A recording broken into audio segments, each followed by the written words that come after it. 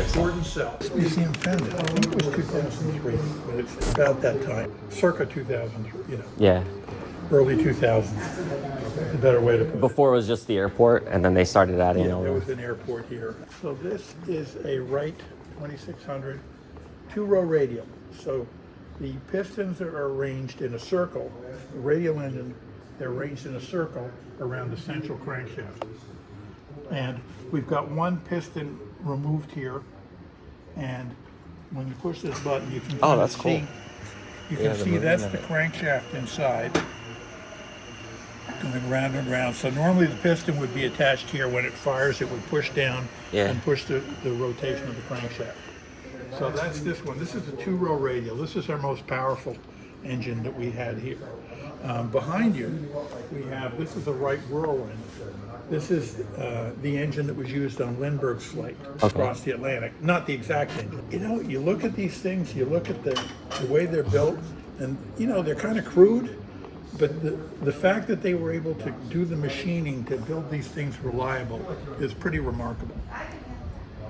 And this is the Lycoming 680. We can talk. We can't. I won't show you every engine, but this is the one that's used in the Boeing Stearman out there that's going for the rides.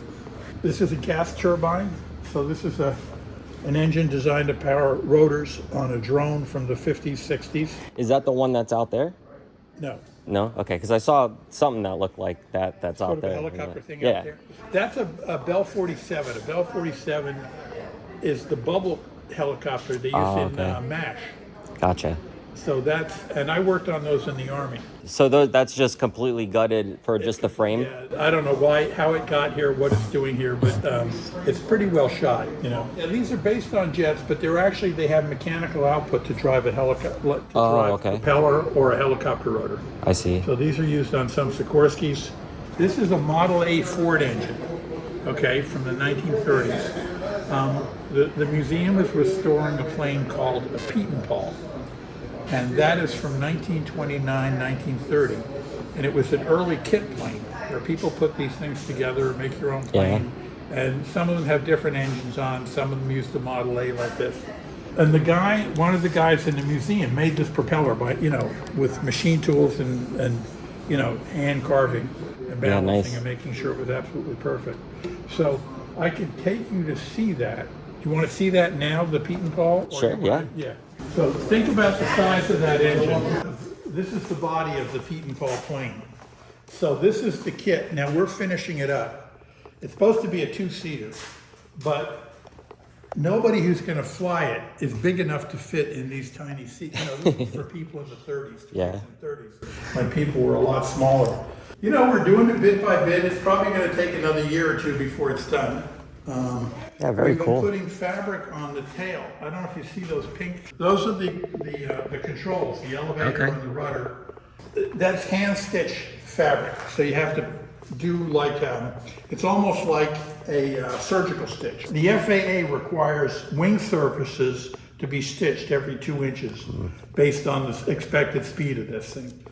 So what is the speed of these? Probably, I think about 150. Oh, okay. Really fast. This right here is a Continental 670 radial engine that came out of a Stuart tank in World War II. So these were used in tanks, they were used in landing craft. When I joined the museum last fall, they were trying to get it started, and then we got oil in the cylinder, it broke the connecting rod. Just an immovable object, so it was broken. So then we took the engine completely apart, and that was fun, taking it all apart. And then we got a new connecting rod, put it in, and put it back together bit by bit. Took 3 or 4 months, but we've taken it outside. When we have shows or we have events here, we'll take this outside and crank it up. Very cool. It makes a lot of smoke and noise and flame, and it's in the 1960s and 70s. We used to fly Continentals and some of the old radial engine commercial aircraft propellers. And you'd sit there on the runway, look out the window, and there'd be flames and smoke and everything coming out of the engine. Well, at that time we kind of knew it wasn't that, it was kind of normal. Yeah. That's cool. So you guys have a whole machine shop to do all this stuff here, huh? Yeah, we have Yeah, another okay. machine shop in the back. Do you want to just see that? Or Sure, yeah. Yeah, okay. So that's where these guys that have their planes can come back there and fix stuff too. Yeah, the people who have their own planes here can use the stuff here. I mean, what happens is, this is a project I'm working on right now. We've got, in the summertime, we usually bring in Civil Air Patrol kids, teenagers. Okay. And give them an aeronautical engineering course. So we're working on this wind tunnel here, and I'm in the process of trying to make it smoke, so we can. Build us a big one so we can get the flight suits out here. Yeah. Oh, there you go. That's the way to go. So we can crush anything, we can cut anything, we can bend anything, pretty much. Do you guys have a hang a thing? What? A thing to hang stuff Yeah, on? we've got the crane. See that rail Oh, up these- there? So we can hang things and move them back and forth. So we hang aircraft from there. We hung the Continental engine from that. A lot of this stuff is from the 50s, 60s, 30s, 40s. That's why they still work? They still work, yeah. We can take raw material and turn them into working parts. We can repair a lot of stuff, And I'm, just kind of learning some of this stuff, but it's interesting to see how it's done. This is the control for the engines. So here's the oil tank. Oh, yeah. Now what happened was, when we first put it together, when it first came to us, the oil came out down below. So when it was sitting idle, the oil was flowing into the engine all the time. And so now they've got the oil properly balanced, and it doesn't get too much oil in the engine. That never had a problem like in the planes though, right? Because they had it in a specific spot where it didn't cause that problem? What they would have to do is take the propellers and rotate, take it through 3 rotations before they start the engine. So somebody would have to mechanically turn, either with a motor or something, but mechanically turn the engine over. What you want to do is make sure the magneto's not alive. On a lawnmower, how the spark plug comes from a magneto? Yeah. So these have a gigantic, they actually have double magnetos. Oh, okay.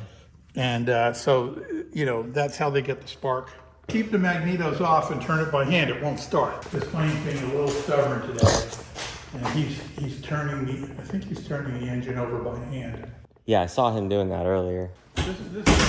This is my granddaughter's favorite plane.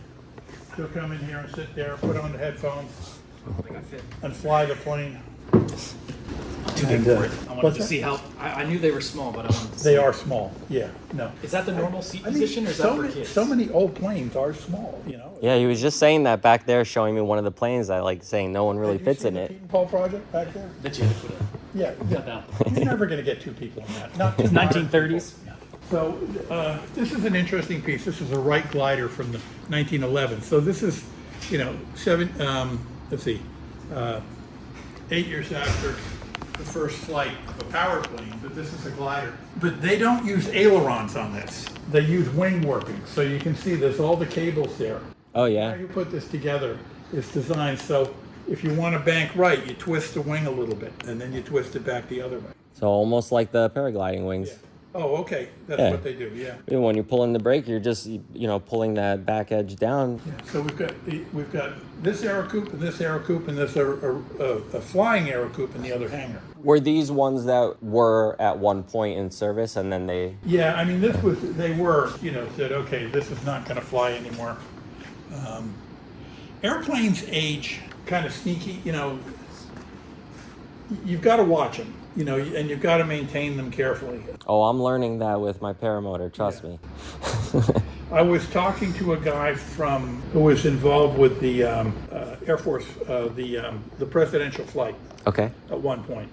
And I said, how do they maintain the safety? He said, they use half intervals for all the maintenance. So if an item is scheduled to be changed at 500 hours, Yeah, they on the do it normal on production, 250. they change it at 250. So everything is changed long before it has a chance to wear out, And so it's interesting to see that they take that much care. Yeah, with the paramotors, like generally when you get 50 to 100 hours, everything starts to fall off. I just hit 50 hours and I've already, my tachometer fell off, which I had to put back on. I just glued it on. Then my exhaust bolts fell off, so I had to put those on. My exhaust was like hanging off on one of my flights. Yeah, it's like they tell you the same thing. When you hit 50 hours, you start ripping these things off, put new gaskets in and everything. But a lot of pilots don't because it's working fine. Yeah. So you're just like, no. But then last minute, you notice, oh, something is now an issue. Well, I worked on helicopters in the Army, and we always, everybody, it's a very stale joke, but, 100,000 parts flying in loose formation. Yeah. Tell me about the chair. Oh, the ejector seat. Yeah, that looks fun. Make yourself comfortable, just don't push the yellow button. No. So is this it down here where they pull? I think there's like a sequence. Okay, so you have to initiate a full suite sequence to do it, so you're not accidentally flying out. But we always love putting kids in here and telling them, now don't touch the yellow buttons, Yeah, so this is the F-100. I mean, this is 1950s, Ejection seats have come a long way since then. Yeah. I mean, they just got people out of the plane. Nowadays, they're 0-0, and, you can be at the ground, push your ejection, and you can be up high enough for the parachute up. Oh, really? So that, even the plane moving. About what, like over 100 feet? Or? I think it's probably about 500 feet. Yeah. Wow, because they have jets underneath, right, to propel them up. Right, rockets. Or rockets, right. Whereas these were explosive, I think. They had like an it was just kind of like, get out of here. Yeah, but That's why they broke spine.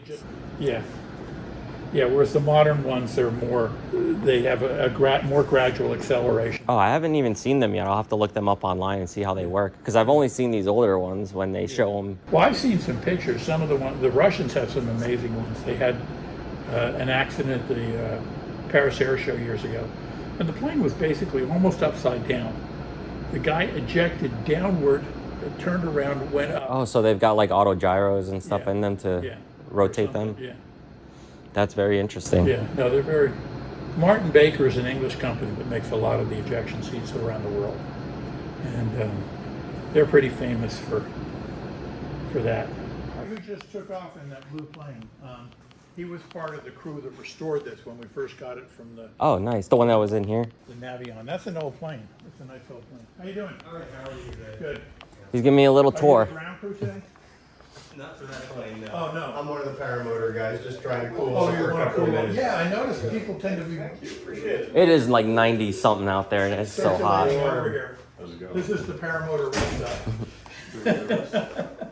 Again, and I appreciate the tour. Yeah, if you want to go look at the I'll go look DCT. at it. The other one is the Anton. I'll come out with you. Okay. Yeah. I'll show you now. Experience the getting heat gas. with us. Oh yeah, he didn't leave yet. So this used to be at the Wilmington Airport, the restaurant, and it was damaged, and it was kind of like a piece of decoration outside the restaurant by an airport. So they used it, and somebody ran a car into it. It got damaged. Oh no. And so they took it apart, and that guy was getting gas over there. Yeah. He was part of the restoration team in 2011 when they bought this thing down and started painting it and cleaning it up and getting it ready to sit out here. But the weather is not kind.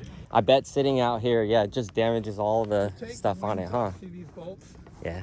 So you just have to take these bolts there, up and along the underside there, and I think there's a spar in there. Is this one from Boeing? This is from Douglas. I'm kidding, because the Oh, yeah. bolts are missing. Oh yeah, right, yeah. But that's the exploding airlock there. No. What does that do? No, Just throws everyone out? no, that's just a wing. Yeah. So this was a civilian airliner. So the door's on this side. The military ones had a wide door here. The first plane I flew on as a kid in 1953, it was a Boeing 377 from England, and we flew from London to Shannon, Ireland, to Reykjavik, Iceland, to Goose Bay, Labrador, to Montreal. And we had sleeper berths, and they had a bar downstairs. But Oh, we were nice. flying, it's an airline version of a B-29. So Yeah. you can see up here the cockpit. Pretty Ooh, it's battered in toasty. here, but it is hot. But these are the same control, these things flew forever. They're very reliable. All mechanical controls, a little bit of electrical. But And here's the navigation. No GPS. You had a sextant. Oh, okay. And then here is what I always test people. What do you think this is? It's a coffee maker. How does that work? Most important fluid on a flight. And all the radios are here. Now all these radios could probably be replaced by something that would fit in your cell phone. In terms of volume and electronics. So this is the DC-3.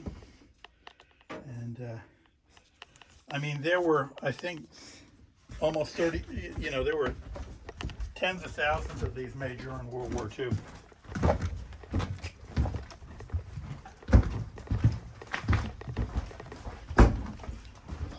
Who are they calling? It's calling the passengers. Now, this is, somebody must have locked this. But then there's cargo storage back here for the suitcases. And this is the Nice toilet. little closet. Yeah. 1937. American Airlines, United, different airlines, Shawnee. I flew on one of these in 1960. Were you ever scared, like going up in them, being up and everything? I've been up in them enough times that I've never really felt, you know, unless a couple of times in the Army when I didn't have confidence as a pilot. This is Antonov used to be part of the Soviet Union as part of Ukraine, because they were in Ukraine, Antonov. But then when Ukraine became independent, I see a flag. yeah, so this was at the Air Force Museum over in Dover. Have you ever been over there? No. It's a cool museum, very cool museum. The Air Force Mobility Museum. So it's all cargo planes, you know, utility planes, things like that. Not a lot of fighters. They do have a B-17 over there, but, you know, a little World War II display. But so this is, you know, these were, and you can see here, 16,000 were built in Ukraine, Russia, China. They used them for crop dusting, for cargo, sort of a flying utility truck. This can land as slow as 31 miles an hour. Oh, wow. So With this size? yeah, you know, coming through. So you'll see that when this came from this, so this came from the museum at Dover, and it used to be marked with Russian markings because then it was Russia. Ukraine wasn't really a separate thing, but at least in terms of, you know, the Soviet Union. But when we got it here, and the whole thing started recently with the war, we decided to cover the Russian star with the Ukrainian flag. Yeah. But the Air Force Museum, the guy who was they had a new commandant come in. He says, "I don't want this. I won't use the language I've heard. We don't want this Russian junk on an American Air Force base. This is for American planes." So they got rid of it, and we gained it. So their loss is their gain. Exactly. So this is the inside, very utilitarian. Metal seats, designed to carry. So they fold up the seats. Oh yeah. You can put cargo in here. And rather than having to calculate load balance, they just have 1,500 kilograms, center it here. Yeah. 1,200 kilograms there, you know. And you want it balanced, you know. It's sort of more idiot-proof. And with the, you know, I mean, these are pretty good. So you could have, what is it, 1, 2, 3, 4, 5, 6, 12 people on the seats, and or a lot of cargo. And now, technologically, this is a whole generation ahead of the DC-3, because these were built from 1947 to 2003. They were still building them with the biplane wings. And they're in Russia and in Europe. Some of these are being modified with turbine engines. Oh, cool. And updated. It's still flying. Yeah, it's still flying, yeah. What about the black one that you guys have up on the display on the other side? Oh, that is a World War II Corsair fighter plane. That was a Navy carrier fighter plane. And it's gull-winged, which is kind of a very unique looking plane because of its gull-wing design. That plane is, it's just it's a model, but it's full size. So it's a full size model of what a Corsair would look like, but it's not,